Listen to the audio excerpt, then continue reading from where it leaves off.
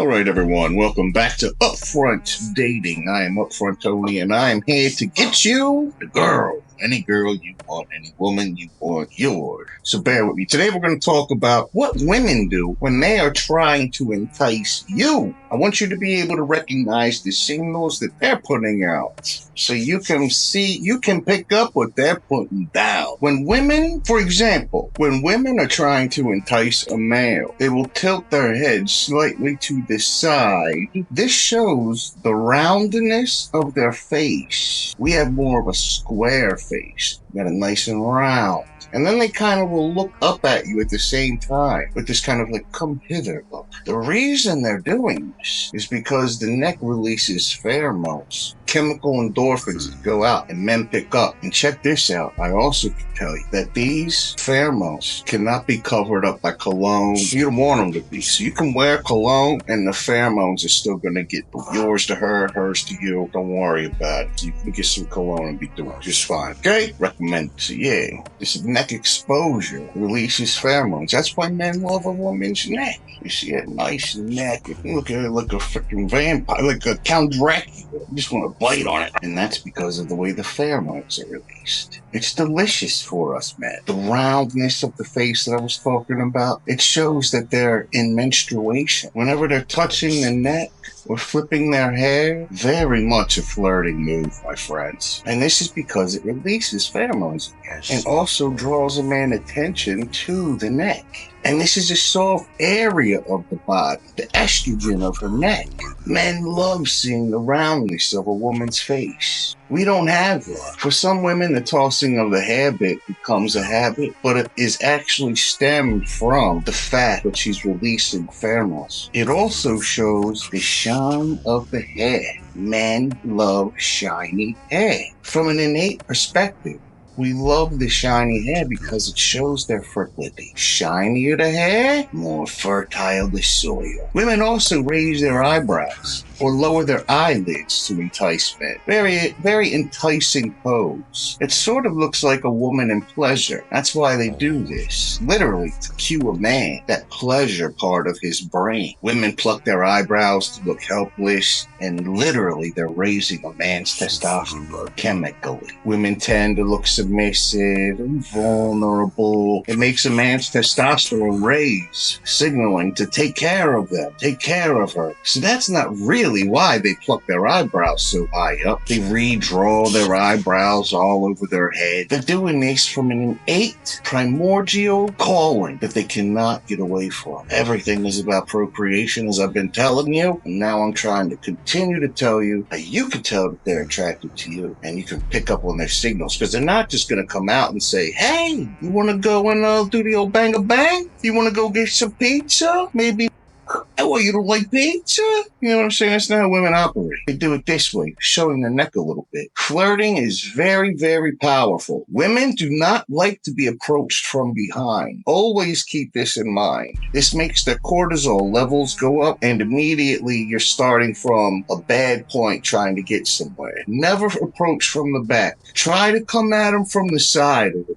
Like a rabbit that can see like both directions. Come at them. Don't come at them dead on. At them dead on, make them nervous. From behind, make them nervous. Come at them sideways. In the end, it's going to be better for you. Women also show their wrists a lot to show their vulnerability. Like if they're smoking a cigarette, when they're talking. Gay guys do it too. They're trying to be like women, but it's actually because they're releasing pheromones from the wrist as well. You'll hear people tell you when you put on your cologne, put it in, and you put it here, because there's pheromones that come out of there too. When you combine the pheromones along with the cologne, pheromone plus cologne equals giving them the bone. Flirting is very powerful for a woman. She can be a woman that's not even that attractive, but if she does all of those cues that I've just told you about, tossing the hair, having the vulnerable look, these are all signs of openness. Do you know what men think is better than attractiveness? Openness. When you can tell that she's ready to go. And they have ways of showing it by flirting in their particular manners. There's a reason that women have the shape of the face that they do, the way that they walk, the swishing of the hip. Men can't even do this. Our hips are set too wide, where we can't even swish our hips like that.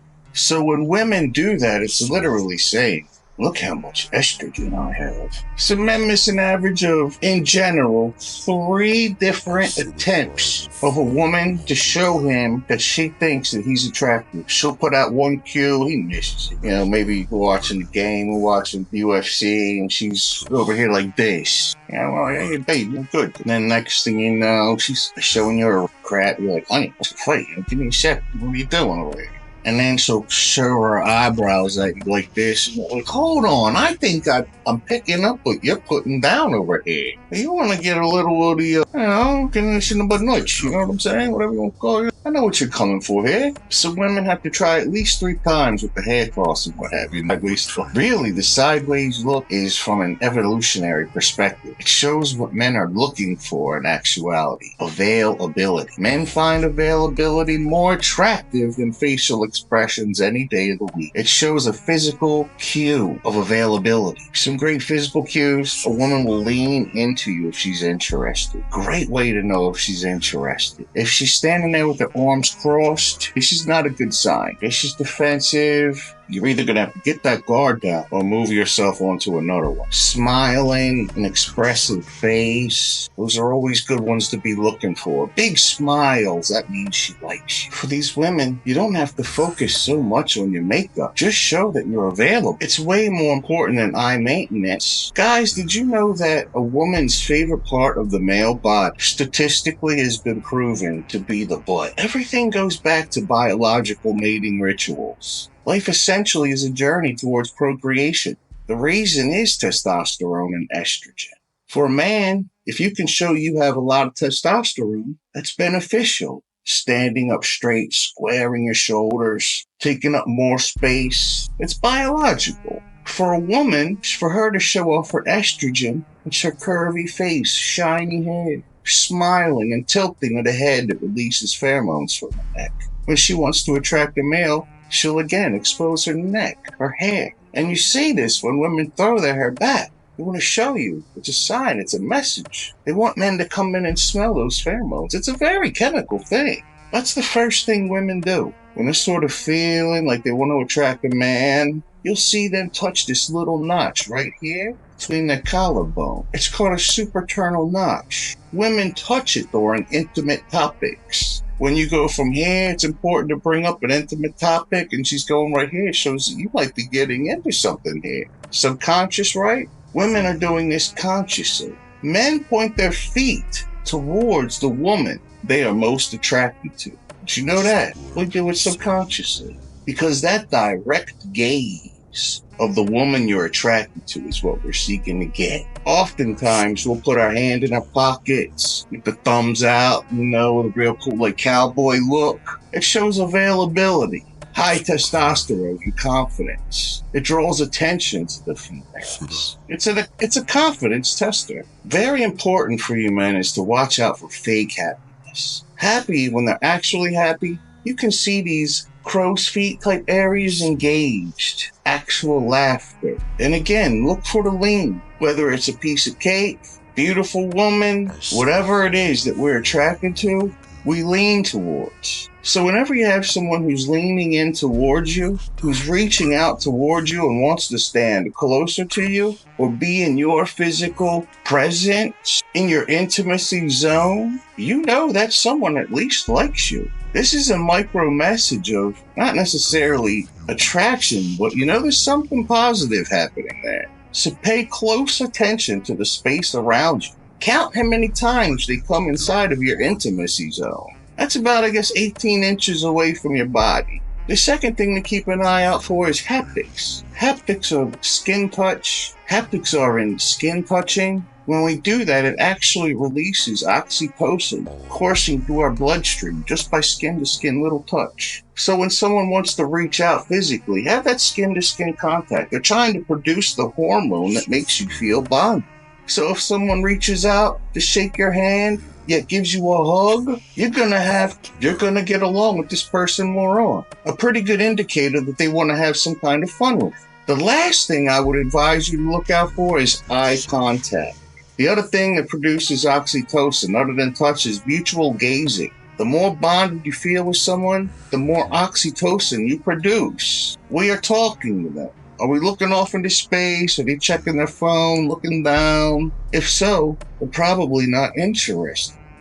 When they give the fake smile, you can see it. For you as a man, you sit there confident anyway. Roll your shoulders back. Put your feet down firmly in front of yourself. Head up, no hunching over. Power posing. Claim your territory. You always look more intelligent, more hireable, and more credible. Men, we will rate a woman as untrustworthy. We listen for a woman's inflection, and we can tell if they're being untrustworthy or not. Now you got yourself into the first date. There's so much potential and so much awkwardness. The first date can be the foundation of a great relationship. Some things you should and shouldn't do. Never say anything in conversation talking about your mom. My mom says that when I do this, I shouldn't, or whatever. Never mention your mom. Do you want your mom hanging around your first date with you when you try to go in for the kiss? No. Keep your mom and dad out of the first conversation. Number 2, politics. Politics is the antisocial lubricant. Did you hear about Trump? You done messed up. Save the politics for date number 2, if at any. Number 3, don't take a number. And when I say that, I mean don't ask them how many dates they've been on, and don't try to figure out how many men they've been with or how long they've been on a dating website. Number 4, whenever somebody says when I was with my ex, it's not a good sign. Yeah, it shows that you are somewhat good enough to be someone's ex, but no one wants to hear about it. No gross facts about digestion, inappropriate sexual mentions, overly personal, intimate details about your past. You're going to want to skip on that. That being said, you know inherently, chemically and physically, when the other sex is attracted to you. But you gotta know what you're looking for. It shouldn't take 3 cues for a woman to give you before you're picking up what she's putting down. I'm gonna get you to the point where it's very natural. You'll be able to look in with an instant. You'll know everything about her entire life and if she wants to make children with you or not. So stick with me at Upfront Dating. All right, guys, that being said, may Allah bless you. May Jesus save you. May Buddha give you all the information that you've been looking for. May the Hindu guy keep you from turning blue like he did. And in the Lord's name we pray, as always. And that if you would just tell me you loved me,